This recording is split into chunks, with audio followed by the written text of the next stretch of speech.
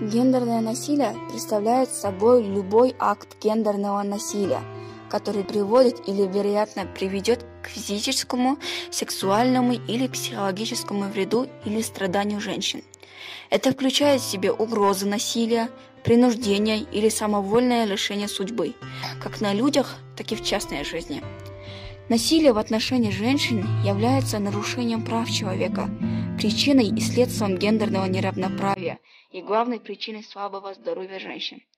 Она наносит ущерб благосостоянию женщин, очень часто ведет к преступлению и значительным убыткам для общества. Как следствие, существуют вопросы по всему спектру проблем, находящихся в ведении правительств. Эти вопросы особенно важны в правоохранительной сфере, в области здоровья, семьи, образования и экономического благосостояния.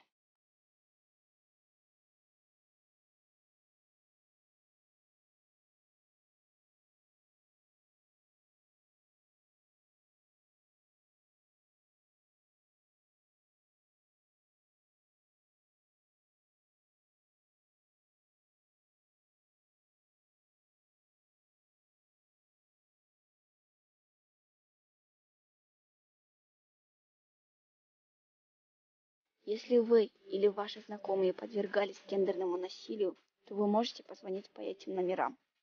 Служба охраны общественного порядка МВД Кыргызской Республики 102.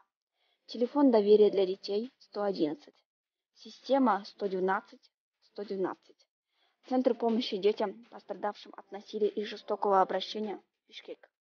0312 54 29 34. 0312 44